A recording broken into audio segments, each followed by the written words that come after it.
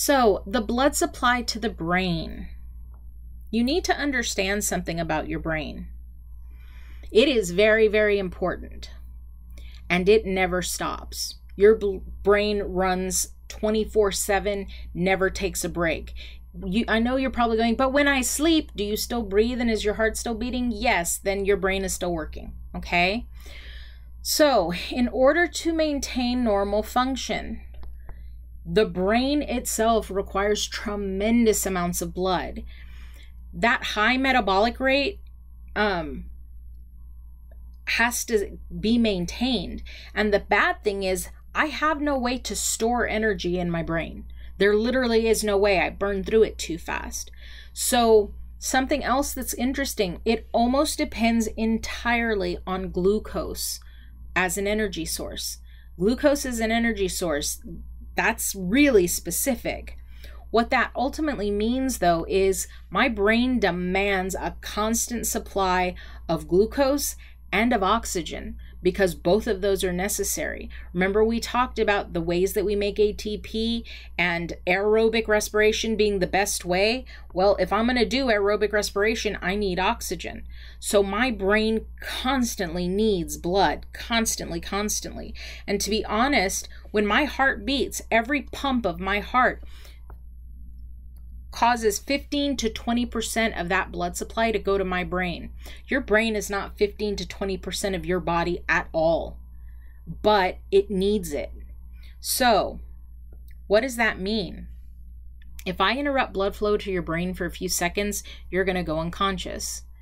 If I interrupt it for a few minutes, there's going to be irreversible brain damage, because your brain will start to die pretty quick. So if you think back, we talked about these astrocytes that you can see in this picture up here, and how they cover up the capillaries. You've got precapillary branches that actually do leave the pia mater and enter the substance of the brain, but they're short and they actually remain fairly superficial in the cortex.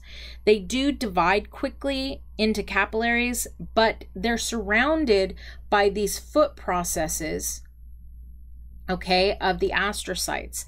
Basically meaning things don't just willy-nilly go in and out of that capillary. They still have kind of a gatekeeper in the astrocyte.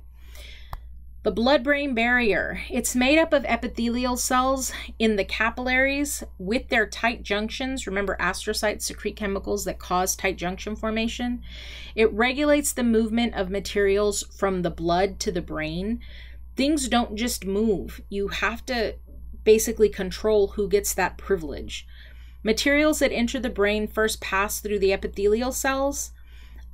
They can't go between them. Because of the tight junctions, they're so tightly superglued together, there's no way for anything to wiggle past them. They have to go through the cell.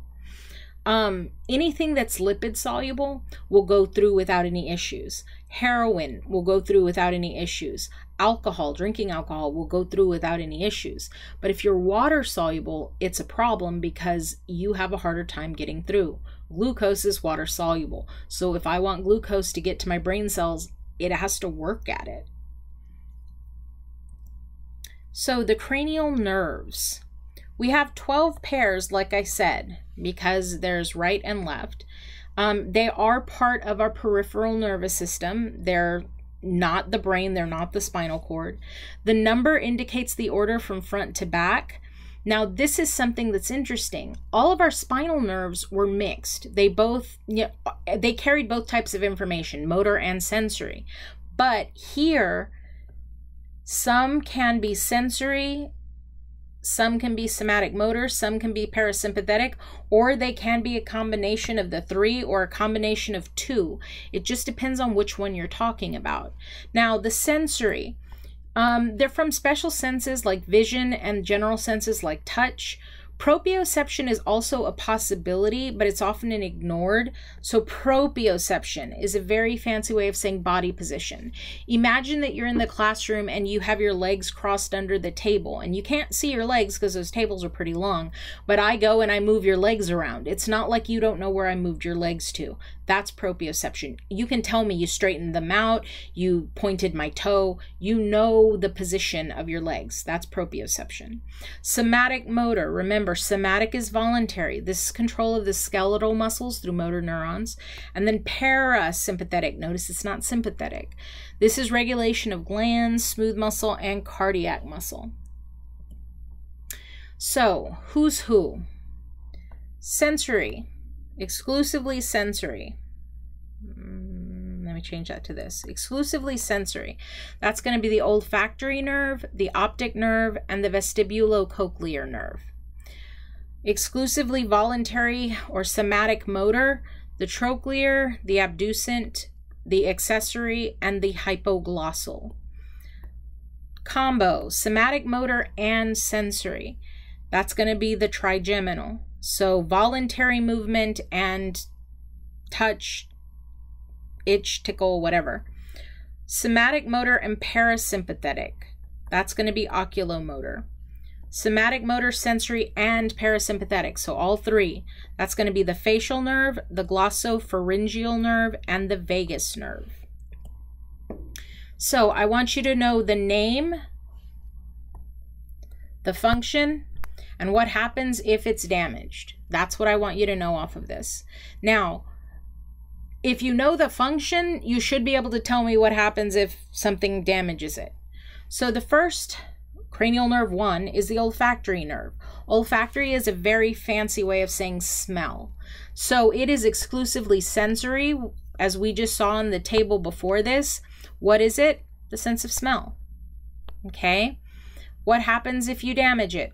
An inability to smell.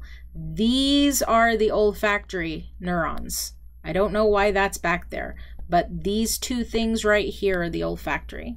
Okay? The optic nerve. So that's this nerve right here that goes to the back of your eye. Well, actually, it kind of goes both directions. It is sensory only, and it's for your sense of vision.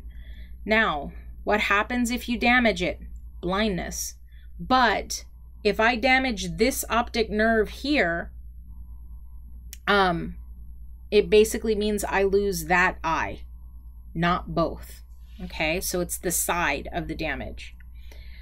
The oculomotor. Oculo is eye, motor is movement. So we've got motor and we've got parasympathetic. The eye muscles, superior, inferior rectus, medial rectus, and the inferior oblique, as well as your upper eyelid. It actually helps to raise and lower that upper eyelid. It's proprioceptive for those muscles. Remember I told you about body position? You can close your eyes and I can tell you, look to the left, look to the right. You know which way your eyes are facing. It's not like your eyes have to be open for you to tell which direction your eyes are facing. As far as the parasympathetic part of this, the sphincter of the pupil, basically the muscle that controls your pupil size and makes it smaller, and the ciliary muscle of the lens. So the lens in your eye, the thing that allows your eye to focus, that is actually going to be, it's going to be controlled, I guess, by this ciliary muscle right here. So what happens when it's damaged? One thing, since this is controlled here, being able to control the size of my pupil in that eye will be dilated all the time. I can't make it smaller. The eye deviates inferiorly and laterally for muscle paralysis. So all of these muscles that I said were being controlled, now they're paralyzed. And I still have other muscles controlling my eye, so they still pull, and it basically makes my eye go at an odd angle.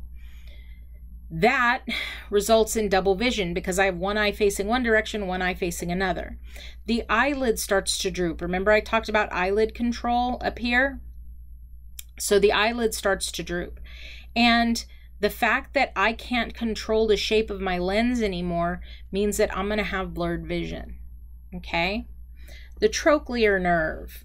This is motor for one eye muscle, the superior oblique, and it's proprioceptive. Tells me where my eye is facing. So, the superior oblique moves your eye down and toward your shoulder, okay? So when you damage this particular nerve and you can't control that anymore, you have a hard time moving your eye like that.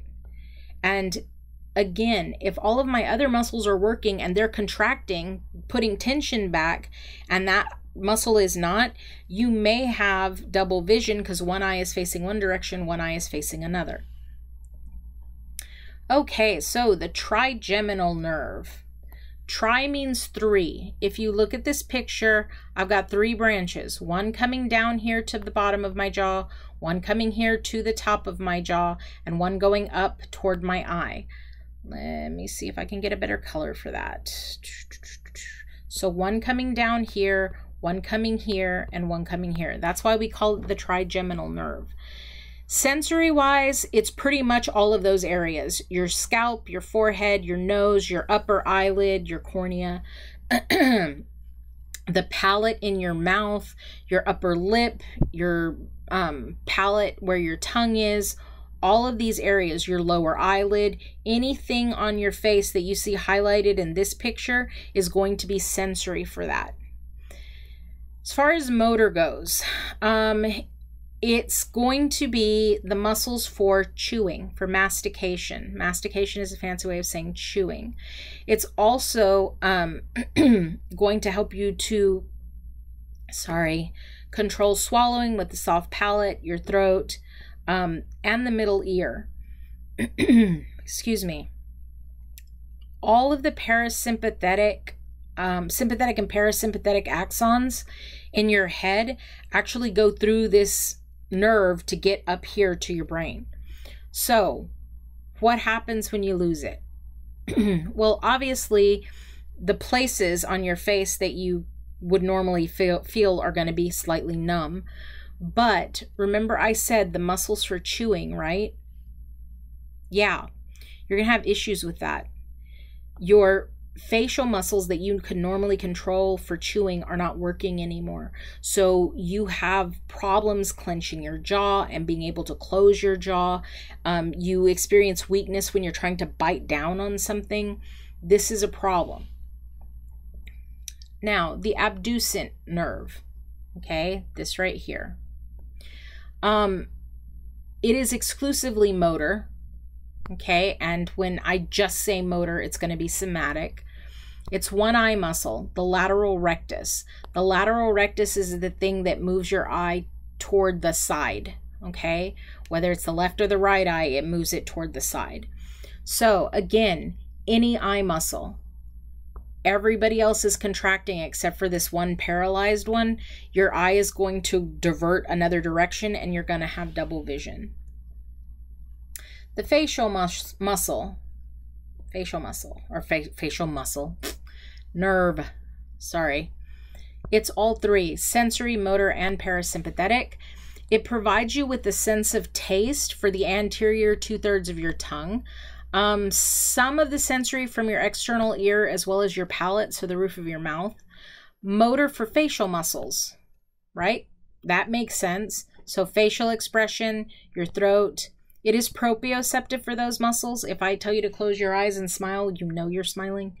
Parasympathetic to the submandibular and sublingual salivary glands and the lacrimal gland. This is the gland that actually makes tears, as well as glands in the nasal cavity and the palate.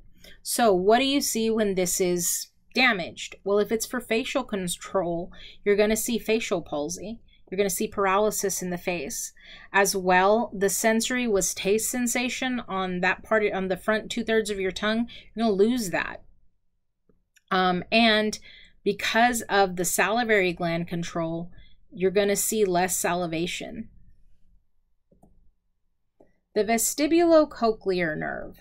So in your inner ear, you've got three structures. Two of them are the cochlea, which actually kind of looks like a snail shell when it's whole. Right here, it's cut in half. And you've got this thing here called the vestibule. Okay, vestibule. So the vestibulocochlear nerve is a combo of those two places. So what does it do? Hearing and balance. If you've ever had an ear infection and you've noticed that you feel dizzy, one of the reasons is because part of that infection is where we control balance in our inner ear. So what happens if you damage it? Loss of balance and equilibrium. Well, if I feel constantly dizzy with vertigo, eventually I'm going to get nauseous and I could even vomit. So also, because the cochlear nerve is being damaged, I'm going to damage my ability to hear. The glossopharyngeal nerve. It's all three, sensory, motor, and parasympathetic. So the sense of taste for the posterior portion of your tongue, the upper part of your throat, the palatine tonsils, let's see, the carotid sinus and carotid body, they're involved in blood pressure regulation. Motor for the pharyngeal muscles, swallowing. Parasympathetic, again, it's salivary glands, okay? Specifically those on the back of your tongue. So if it's controlling my swallowing muscles, I'm going to have difficulty swallowing.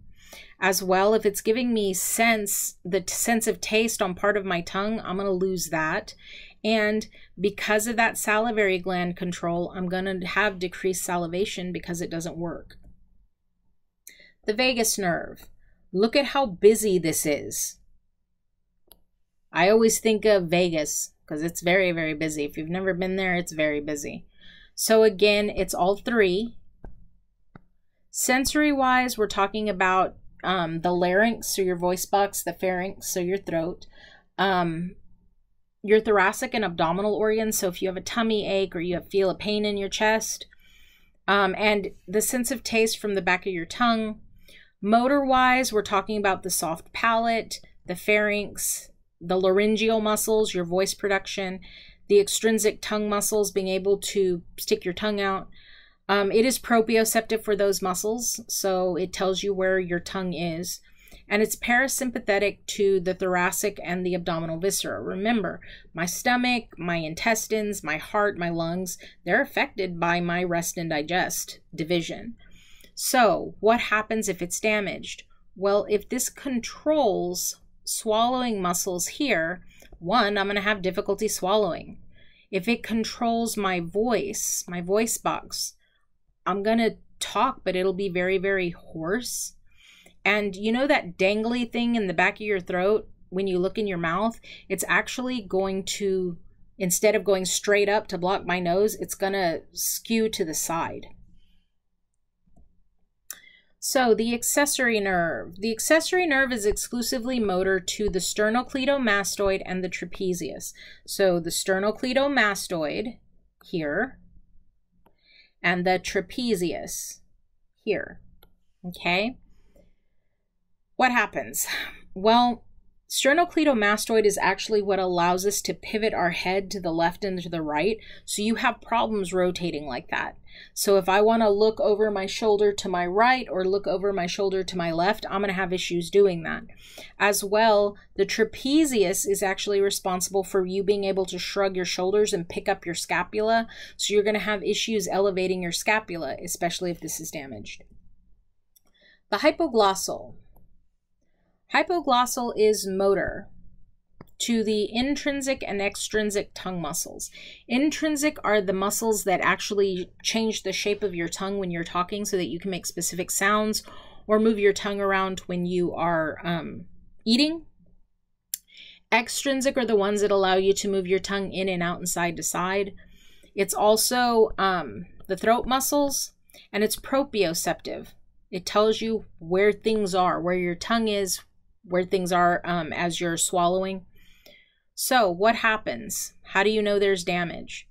If somebody has damage to this particular nerve and you tell them to stick out their tongue, they can't stick it out straight. It'll always deviate to one side or another. Way back in the day, there was a show called ER, and one of the doctors basically got into it with a patient, and afterwards he said he'd bitten his tongue, and they kept asking him to stick out his tongue and he couldn't stick it out straight, and that was actually how they found out he had a brain tumor. So it's actually pretty obvious when something's wrong here.